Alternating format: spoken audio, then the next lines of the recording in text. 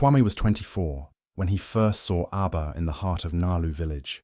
It was during the annual festival, a time when the air smelled like roasted maize, music floated everywhere, and everyone was dressed in their brightest clothes. Abba was serving tea at her aunt's stall, laughing with customers, her smile lighting up the whole place. Kwame stood in line, not expecting anything, just a cup of tea. But fate had other plans. As she handed him the cup, her hand slipped, and the tea spilled all over his shirt. Her eyes widened in horror, and she began apologizing. But Kwame just laughed. He looked at the stain and said, "That's how I know it's you I'll marry." Abba froze, then laughed too, a little confused, a little shy. That was the moment something changed. Something small, but unforgettable. They spent the rest of the festival talking like they'd known each other for years. She told him about her dream to teach children. He told her about the small farm he was trying to grow. They laughed, shared roasted cassava, and when the night ended, he walked her home under the starlit sky. From spilled tea to stolen glances, from strangers to something more. Nobody knew it yet, but a love story had just begun. Not loud or dramatic, but the kind that settles quietly in the heart and stays there forever. Life wasn't kind to Abba and Kwame after they fell in love. The sweet, exciting days of festivals and long walks slowly gave way to reality. Just a year after they started planning a future together, Abba lost her father. He had always been her strength, her safe place. She cried quietly at night, and Kwame held her hand through it all. He didn't have all the right words, but he stayed, every single day. Not long after, Kwame lost his job at the small workshop he worked at. The place shut down without warning, and with it went their savings. Some friends started to whisper that maybe their love wasn't strong enough for real life. Some even said they should walk away and find easier paths. But Abba and Kwame weren't listening to the world. They were listening to each other. With what little money they had, they moved to a small piece of land in the outskirts of Luwari. No walls, no floor, just dreams. They built a small house themselves, brick by brick. Sometimes they went to sleep hungry. Sometimes they laughed just to forget how tired they were. But always, they had each other. Abba planted vegetables in old tins. Kwame found small jobs fixing broken radio. And at night, they sat outside under the moon, talking about the life they were still building. They fought, yes. They had bad days. There were times Kwame felt ashamed he couldn't give her more. But Abba always looked at him with the same eyes from the festival in Galu, full of belief. She reminded him that love wasn't about money or comfort. It was about staying when it's hard, loving when it hurts. People started noticing them, not because they had much, but because they stayed when others would have left. Their love didn't shout. It worked, it waited, it believed. And when the storms came, they held hands a little tighter and said, "We're not done yet." Everyone said they wouldn't last. But Abba and Kwame, they were just getting started. Abba always dreamed of becoming a teacher. Ever since she was a little girl, she would gather the neighborhood kids and teach them using sticks as chalk and sand as her board. She believed one day she would stand in front of a real classroom, write her name on the blackboard, and make her father proud. But sometimes, life asks us to choose between what we want and who we love. When Kwame got the chance to start a small repair shop in Luwari town, they both knew it could change everything. It wasn't a big shop, just a tiny space with cracked walls and a leaky roof, but it was a start. The only problem was, they didn't have enough money to set it up. That's when Abba made her quiet decision. She had saved for years to pay for teacher training. She had hidden the money in an old box beneath her clothes, dreaming of the day she'd use it. But she took that box, handed it to Kwame, and said, "Start the shop." He tried to argue, but she just smiled and said, "Your dream is mine too." And that was that. She never brought it up again, not when things got hard, not even when her friends graduated and wore their teacher uniforms with pride. Abba smiled for them, even when it hurt. She woke up early to cook for Kwame, cleaned the shop when he was tired, and sat beside him late into the night when business was slow. Behind every small success he had was her effort, her support, and her sacrifices. Quiet, constant, and full of love. Kwame always said his shop was his blessing, but the real truth, his blessing, was Abba. She cheered the loudest when he fixed his first radio. She hugged him tighter when he earned his first real profit. And through it all, she asked for nothing. No praise, no spotlight, just his happiness. Sometimes at night, Kwame would catch her looking out the window at a nearby school. She never said what she was thinking, but he knew. It wasn't regret. It was a dream that still lived in her heart. But when she turned to look at him, she always smiled, not because she had everything she wanted, but because she had chosen love, and to her, that was enough. Her sacrifices were quiet, but they were powerful. They built a foundation stronger than any shop, louder than any classroom. And Kwame knew his success was written in her silence, her strength, and the love she gave without ever asking for anything back. It was the hardest time of their lives. Aba and Kwame had faced many struggles before, but nothing like this. Their young son, Kabhi, fell seriously ill. At first, they thought it was just a fever, but days passed and he only got worse. Hospital visits became regular, and the bills kept growing. The little money they had saved was gone within weeks. Kwame stopped talking as much. He would leave early, looking for work, and come home late, exhausted and silent. It wasn't that he didn't care. He cared too much. But the weight of being unable to fix things crushed him. He blamed himself for not being able to afford better treatment. He blamed life. Sometimes, in the quiet of the night, Aba could hear him crying in the other room, thinking no one could hear. Aba, on the other hand, stayed close.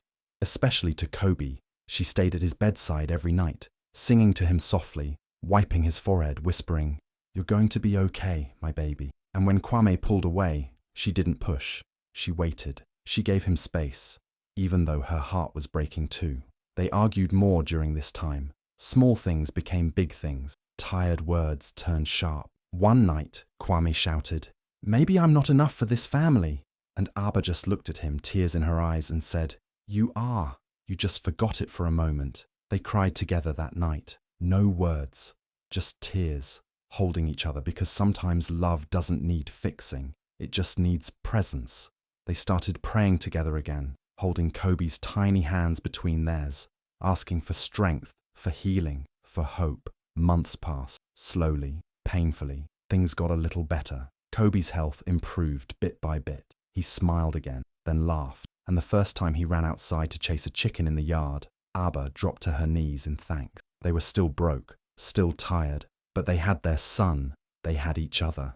Kwame changed after that. He became more open, more present. He started talking to Aba like he used to. Sometimes he'd just hold her hand and whisper, "Thank you for not giving up on me." She always replied, "You never gave me a reason to." They weren't the same couple as before. The storm had changed them. There were still scars, still quiet moments of pain, but they had survived something that could have broken them. And now, even in their silence, there was deeper love, a love that had been tested and stayed, a love that didn't just survive the storm, but learned how to dance in the rain. 25 years. That's how long Aba and Kwame had been together. And yet, to him, it still felt like yesterday when she spilled tea on his shirt and laughed like sunshine. Aba had changed over the years.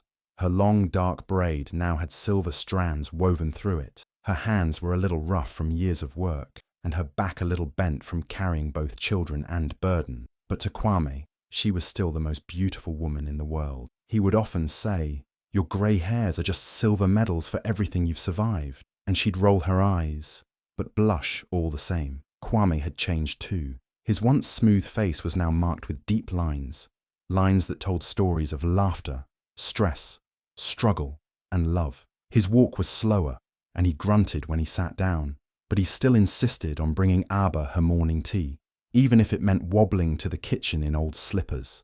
Their life together had become a rhythm, not exciting in the way it once was, but deep, peaceful, and strong. They would wake up early, sit outside with cups of tea, and talk about everything and nothing. Sometimes just sitting quietly, holding hands, watching the sun rise over Nyali hills. The house they had built together still stood, old, patched in places, but filled with memories. The door still creaked. The same swing still hung from the mango tree outside. Their children had grown and moved out, but the love that held the home together had only grown stronger. Sometimes Aba would look at their wedding photo, worn and faded, and laugh. "We were just babies," she'd say. And Kwame would nod, then take her hand and say, "And yet, I'd choose you again, even now." He still looked at her like he did on their wedding day in a Kamba village, with awe, with love, like he couldn't believe she chose him.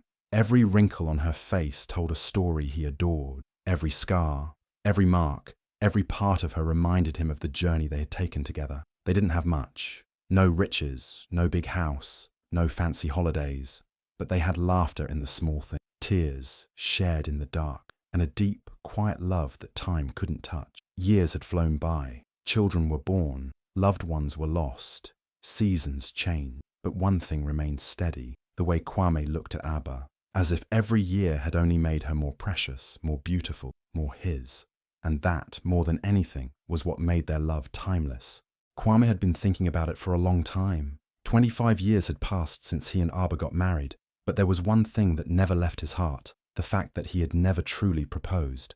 Back then, they didn't have money for rings, flowers, or even a special moment. They just knew they loved each other, and that was enough. But now, after everything they'd been through, he wanted to give her what she never got, a real proposal, one that she would remember forever. So, quietly and carefully, he began to plan. He started by reaching out to old friends, some of whom he hadn't spoken to in years. He asked them to help, to keep the secret, and they did, because everyone loved Abba, and everyone knew what she meant to Kwame. He visited the tailor in the next town, carrying a piece of cloth wrapped in paper. It was the same kind of fabric from their wedding day, the soft, rich brown with golden pattern. "Can you make me a suit from this?"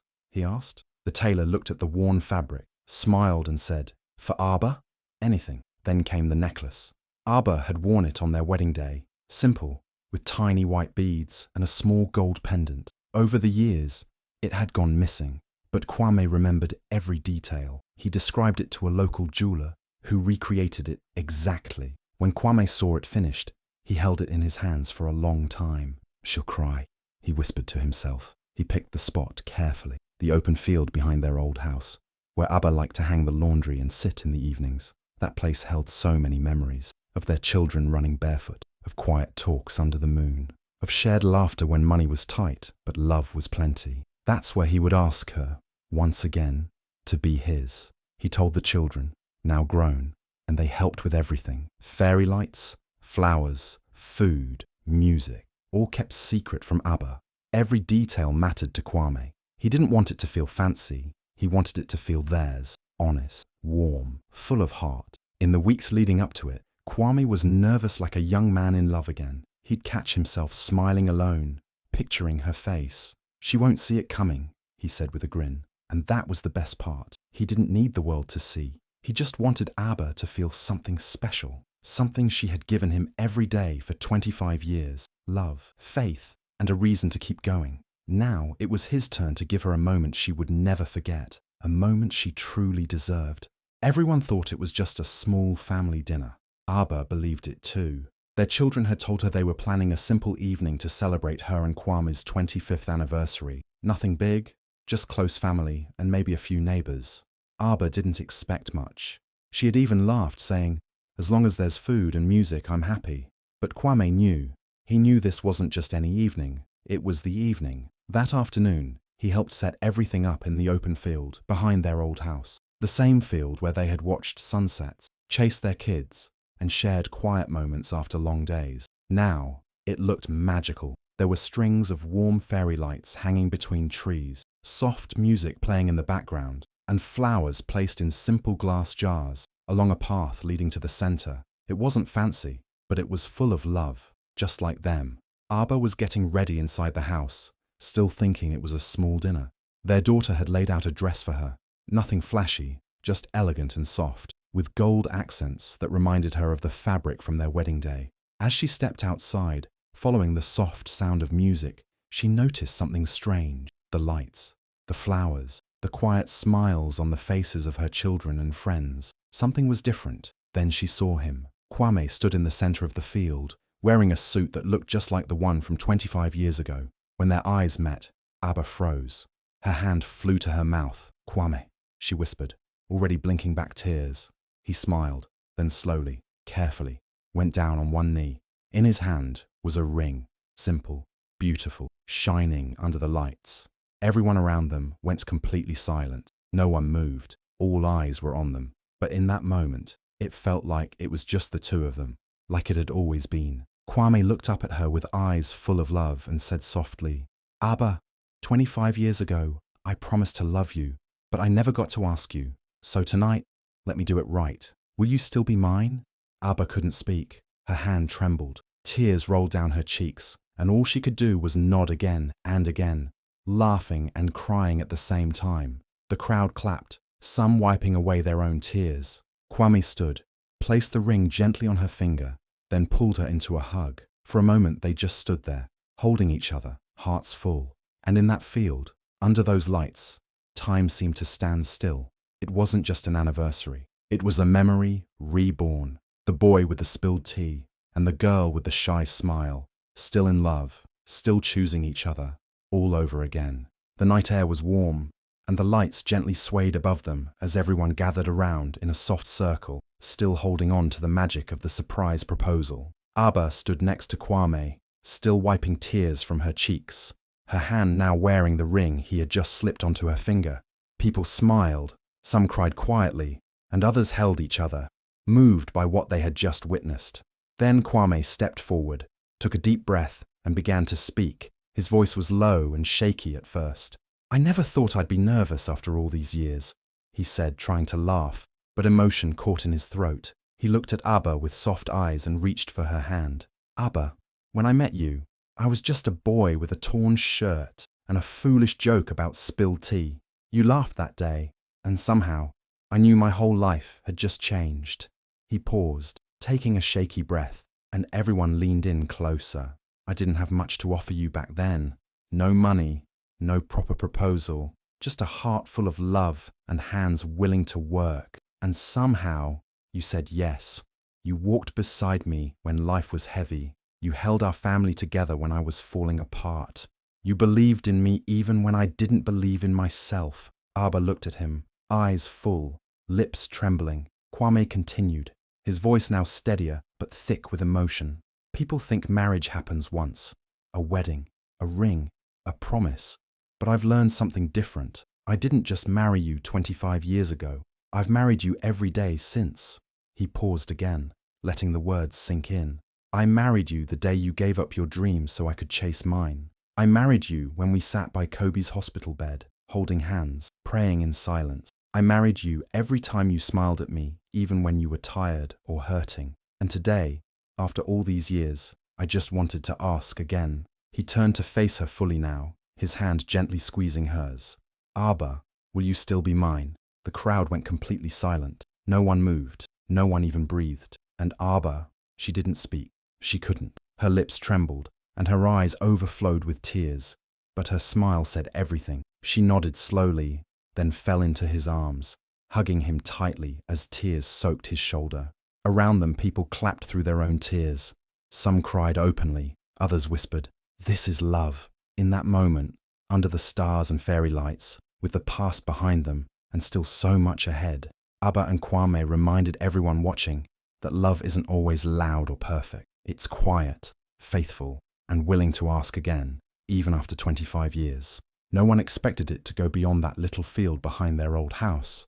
But sometimes, love has a way of reaching places you never imagined. That night, as Abba and Kwame stood in each other's arms, tears still fresh and hearts full, one of their neighbors, young Kojo, who lived 3 houses down, was standing quietly in the corner, recording the whole thing on his phone.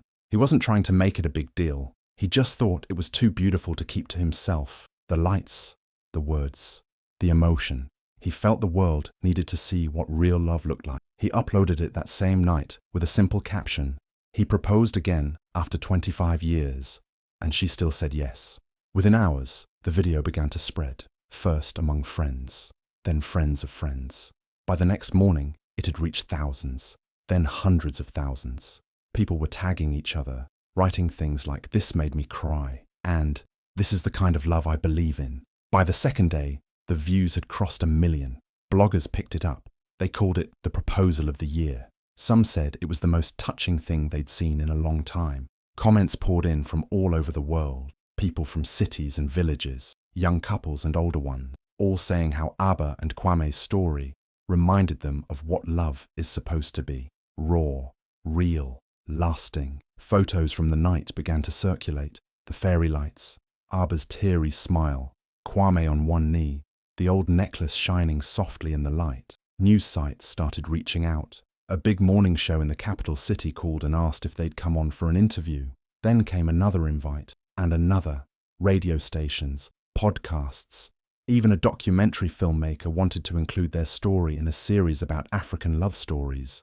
But for Abba and Kwame, it wasn't about the fame. In fact, Abba laughed when their granddaughter told her she was trending. Kwame shook his head and said, "All I did was ask my wife if she still wanted to be mine." But deep down, they were touched. Because what started as a quiet, personal moment had become something that gave people hope. Soon, invitations came in, not just for interviews, but for awards. A local women's group honoured Abba for her sacrifices and strength. Kwame was invited to speak at a men's gathering about love, patience, and staying present. They were even asked to lead a couples retreat. People began visiting their home. Some just wanted to meet them. Others came for advice. One young man said, "I was going to give up on my marriage until I saw your video, and through it all, Abba and Kwame stayed the same, humble, grateful, still sitting on their old bench in the evening, holding hands, sipping tea, and smiling at the strange, beautiful way the world had suddenly turned its eyes to their quiet, powerful love story." That night, after the lights had dimmed and the guests had gone home, Abba and Kwame stayed behind. The field behind their old house in Nyali Hills was quiet again, just like it used to be. The fairy lights still glowed gently above them, swaying in the soft night breeze. The sky was full of stars, clear and peaceful. It felt like the world had paused, just for them. Kwame reached for her hand, the same hand he had held through struggles, through joy, through life. "Dance with me," he whispered.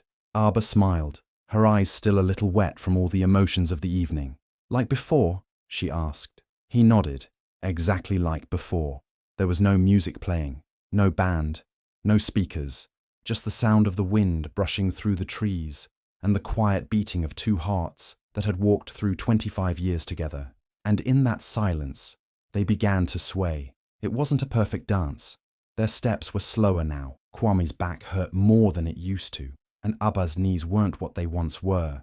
But none of that mattered, because in that moment, they weren't 25 years older. They were still that young couple from a Kambe village, spinning slowly under the sky, full of dreams and laughter. They laughed softly, whispering memories between movements, about the spilled tea, the tiny shop, their children, their fights, their faith, and how love had found a way through it all. No cameras, no crowd, just two people, dancing under the stars like time had folded in on itself. And maybe the world had seen the proposal. Maybe the world had cried with them, but this moment, this quiet, simple dance, was just for them. The ending and the beginning, all over again.